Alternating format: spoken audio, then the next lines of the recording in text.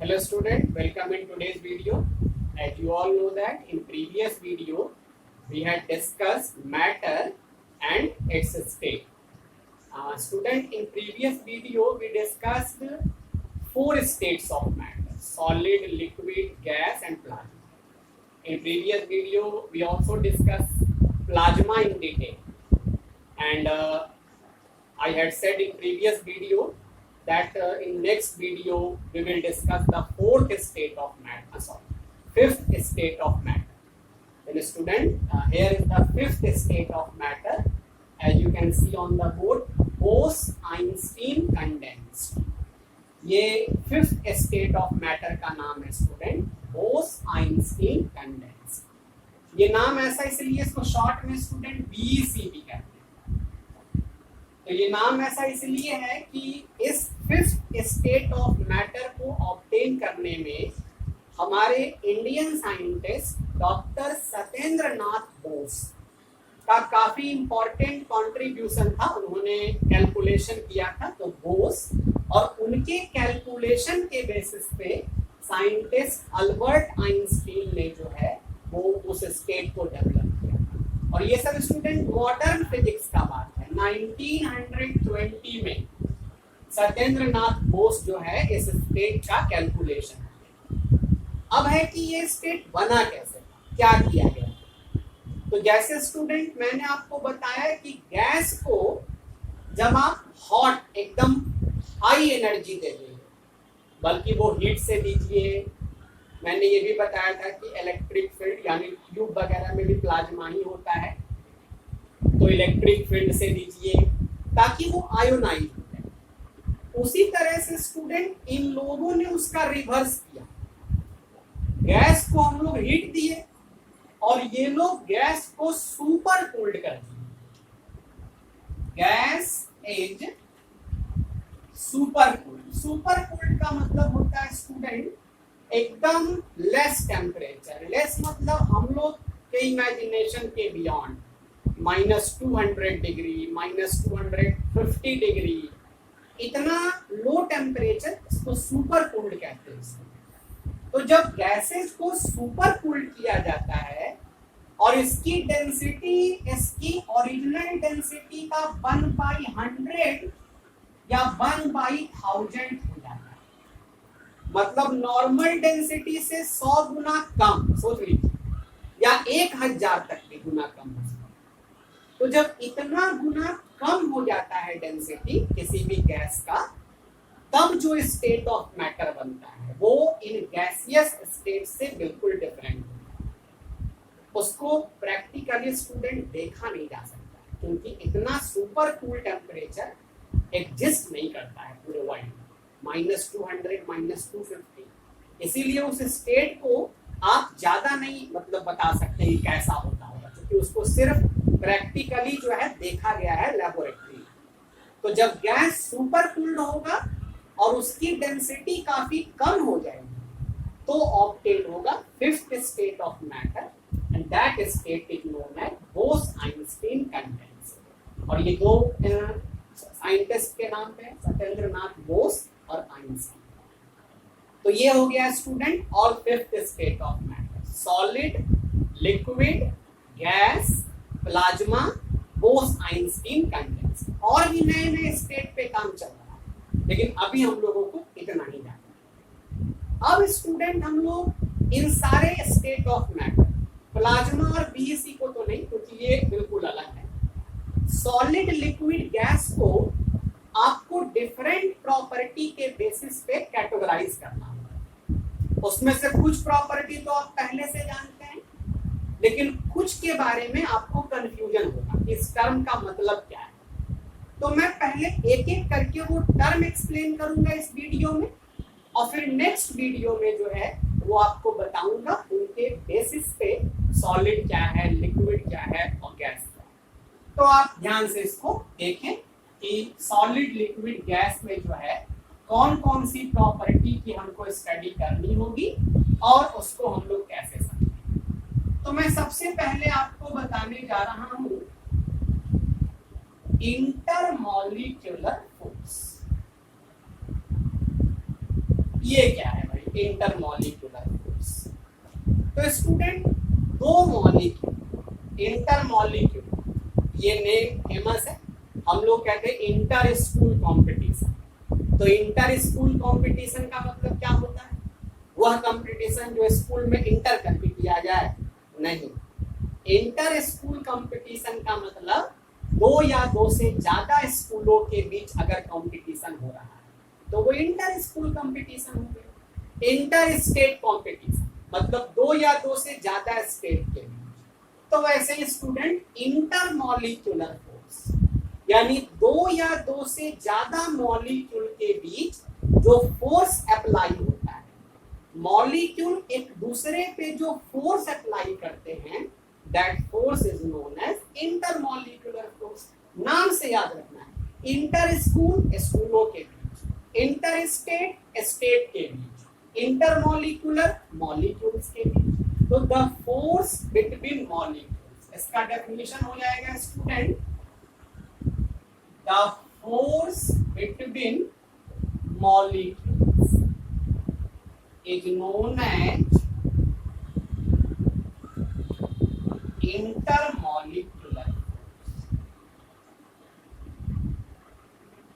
अब स्टूडेंट मैं आपको एक यहाँ पे बात बता देना चाहता हूँ कि बहुत सारे लोग क्या कर देते हैं कि यहाँ पे एक वर्ड ऐड कर देते हैं, the attractive force between molecules.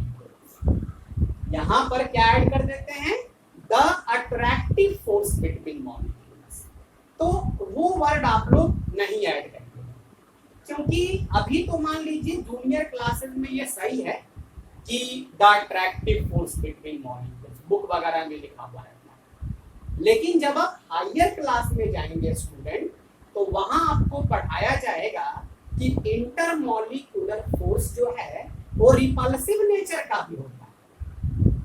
Intermolecular force वो रिपल्सिव नेचर का भी होता है, लेकिन जूनियर क्लासेस में वो नहीं करना। तो क्योंकि अब हम लोग जान गए हैं कि इंटरमॉलिक्यूलर फोर्स अट्रैक्टिव और रिपल्सिव दोनों नेचर का होता है, तो यहाँ पे अट्रैक्टिव लिखना नहीं, आप सिर्फ लिखना है फोर्स बिटवीन मॉलिक्यूल्स, और इसके बाद लिख देना है कि it is generally attractive in nature. ये एकदम करेक्ट हुआ है। ये लिखने से आप बच गए। आप लिखे it is generally attractive in nature. देखिए मैं स्टूडेंट लिख दिया, तो इसका मतलब ये हो गया कि ओ ये कभी कभी रिपल्सिव भी होता होगा। और डिटेल में नहीं जाना अभी स्टूडेंट कि कब रिपल्सिव होता है, बस होता है। आप 11th क्लास में जब पढ़ेंगे मैटर को बहुत अच्छे से, तो वहां बताया जाएगा, तो पूरे ग्राफ बताएंगे। अभी आप बस इतना जान ले कि इंटरमॉलिक्यूलर फोर्स मतलब क्या हुआ? Force between molecule. किस नेचर का होता है? दोनों नेचर का, अट्रैक्टिव या रिपल्सिव। लेकिन जनरली क्या दिखेगा? तो जनरली इसका अट्रैक्टिव नेचर दिखेगा। जैसे हम हैं, मान लीजिए स्टूडेंट कि हम बच्चों को पढ़ाते भी हैं और डांस भी करते हैं। मान लीजिए मेरे पास दो नेचर है, मैं टीचर भी हूँ और डांसर भी हूँ। लेकिन टीचर, मैं सब जगह मुझे लोग जानते हैं कि मैं टीचर हूँ, जहाँ जाता हूँ बच्चों को पढ़ाता हूँ। लेकिन मैं घर में कमरे में बंद होकर डांस करता हूँ, किसी स्टेज पे डांस नहीं करता हूँ, तो सब लोग नहीं जानते कि मैं डांसर हूँ। तो मेरा नेचर तो है, टीचर भी हूँ डांसर भी हूँ, लेकिन मेरा कौन सा वाला नेचर जनरल है? टीचर वाला, क्योंकि सब लोग वही थे। तो उसी तरह से जो इसका जनरल नेचर है वो अट्रैक्टिव है, स्पेशल में ये रिपल्सिव भी है। तो ये इंटरमॉलिक्यूलर फोर्स बिटवीन मॉलिक्यूल्स। इसी फोर्स के कारण स्टूडेंट सॉलिड जो होता है, आप कहते हैं सॉलिड का शेप फिक्स होता है। क्यों फिक्स होता है भाई? तो उसके मॉलिक्यूल के बीच में इंटरमॉलिक्यूलर फोर्स इतना ज्यादा होता है कि वो एकदम टाइटली पैक्ड होता है। अब टाइटली पैक्ड होने के कारण उसके मॉलिक्यूल इधर उधर हो ही नहीं पाते। तो ज्यादा इंटरमॉलिक्यूलर फोर्स के कारण वो शेप एकदम फिक्स है। और वही लिक्विड में थोड़ा कम होता है तो उसका शेप नहीं फिक्स होता है। मॉलिक्यूल एक दूसरे से थोड़ा कम बंधे हुए रहते हैं तो बिखर जाते हैं। और गैस में सबसे कम होता है तो उसका तो ठिकाना ही रहता है। कहीं भी उसको रख दीजिए पूरे में फैल जाएगा। तो सॉलिड में इंटरमॉलिक्यूलर फोर्स सबसे ज्यादा, गैस में सबसे कम और लिक्विड में सॉलिड से कम और गैस से ज्यादा। तो ये एक प्रॉपर्टी हो गया। उसके बाद स्टूडेंट एक चीज और ध्यान रखिएगा, इंटरमॉलिक्यूलर फोर्स का दो टाइप होता है। दो टाइप कौन कौन सा होता है? तो कोहेसिव और एडहेसिव, ये दो तरह का फोर्स होता है स्टूडेंट। अब इंटरमॉलिक्यूलर, कोहेसिव और एडहेसिव। अब कैसे पहचानेंगे कि कौन सा कोहेसिव है कौन सा एडहेसिव? तो स्टूडेंट अगर कोई एक सब्सटेंस, जैसे ये कल, तो इसके अंदर बहुत सारे मॉलिक्यूल हैं, तो सारे मॉलिक्यूल एक दूसरे को अट्रैक्ट कर रहे हैं। सारे मॉलिक्यूल एक दूसरे को क्या कर रहे हैं? अट्रैक्ट। तो ये कोहेसिव हो गया। एक सब्सटेंस है, उसी सब्सटेंस के मॉलिक्यूल एक दूसरे को अट्रैक्ट कर रहे हैं, तो ये कोहेसिव हो गया। और अगर मैं अपनी उंगली को पानी में से डाल दूं और निकाल, तो उंगली जब पानी में डालेंगे स्टूडेंट, तो क्या होता है? पानी चारों तरफ चिपक जाता है। तो यहाँ दो मॉलिक्यूल है स्टूडेंट, वाटर है और ये मेरे उंगली, दोनों चिपक गए, दोनों अलग अलग है स्टूडेंट। एक वाटर है एक उंगली का, तो वाटर उंगली ये जो चिपका है स्टूडेंट, ये एडहेसिव फोर्स। तो कोहेसिव एक सब्सटेंस के अंदर जितने मॉलिक्यूल अगर ये अट्रैक्ट कर रहे हैं तो कोहेसिव, और अगर दो सब्सटेंस के मॉलिक्यूल अट्रैक्ट कर दिए तो एडहेसिव। इसलिए आप देखिएगा स्टूडेंट, फेविकॉल वगैरह जो होता है, फेविकॉल जानते हैं ना, चिपकाने वाला, पड़गा वो नाम मस्टराइन के सोफा, गाना सुने हैं ना, हाय रे सरमाइन का सोफा। तो फेविकॉल, तो फेविकॉल से जब आप दो चीजों को चिपकाते हैं तो वो चिपक जाता है। अब वो चिपक जाता है तो ये एडहेसिव है। तो दो सब्सटेंस हैं तो एडहेसिव, और एक सब्सटेंस के मॉलिक्यूल हैं तो कोहेसिव। तो ये था स्टूडेंट इंटरमॉलिक्यूलर फोर्स। अब नेक्स्ट जो है वो है इंटरमॉलिक्यूलर स्पेस।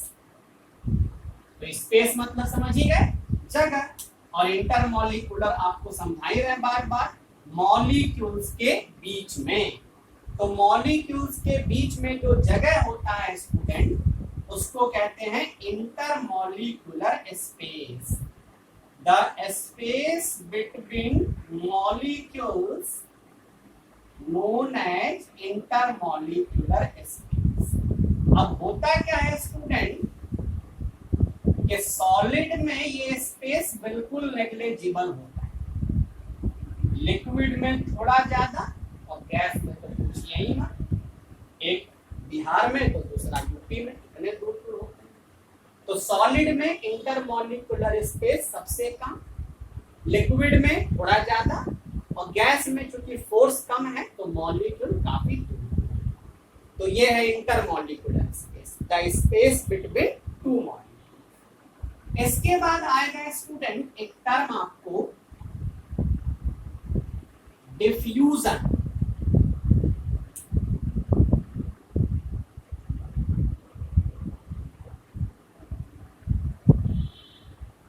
तो डिफ्यूजन होता है student intermixing of particle. Intermixing of particle का मतलब होता है स्टूडेंट कि जैसे गैस को गैस में मिलाइए तुरंत मिल जाता है, बहुत सारे लिक्विड भी आपस में मिल जाते हैं, कुछ नहीं मिलता है लेकिन बहुत सारा मिल जाता है। तो ये जो मटेरियल के पार्टिकल एक दूसरे से मिल जाते हैं, इनको कहते हैं डिफ्यूजन, इंटरमिक्सिंग ऑफ पार्टिकल। और कोई जरूरी नहीं कि लिक्विड लिक्विड में ही मिलेगा, लिक्विड में गैस भी मिल जाता है, नहीं पानी में ऑक्सीजन रहता है। तो मटेरियल पार्टिकल अगर मिक्स हो रहे हैं तो इसको डिफ्यूजन। इसके बेसिस पे आप स्टेट ऑफ मैटर कैटेगराइज कर सकते हैं। सॉलिड में बिल्कुल डिफ्यूजन नहीं होता है, आप दो सॉलिड आपस एक जगह रख दीजिए कभी डिफ्यूजन नहीं होता। लिक्विड में होता है, और गैसेस में रेट ऑफ डिफ्यूजन सबसे ज्यादा होता है। क्वेश्चन आएगा कि जब हम खाना बनाते हैं किचन में, तो उसका जो स्मेल है पूरे बिल्डिंग में और पूरे मोहल्ले में फैल जाता है। क्यों? तो जब आप कुकिंग करते हैं किचन में तो गैस निकलता है, सब्जी बना रहे हैं तो सब्जी में पानी है तो वेपर निकलेगा ना, तो वो इतना जल्दी डिफ्यूज होता है एयर के साथ कि एयर में डिफ्यूज हुआ और तुरंत फैल जाता है। एयर तो चारों तरफ है, तो जितने दूर वो डिफ्यूज होके फैलेगा स्मेल जो है उतना दूर जाएगा।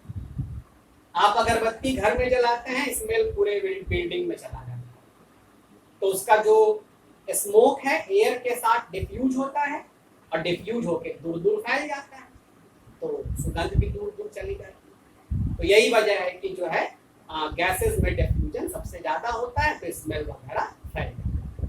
तो ये है डिफ्यूजन। एक टर्म आएगा स्टूडेंट डेंसिटी। तो डेंसिटी होता है स्टूडेंट मास पर यूनिट वॉल्यूम,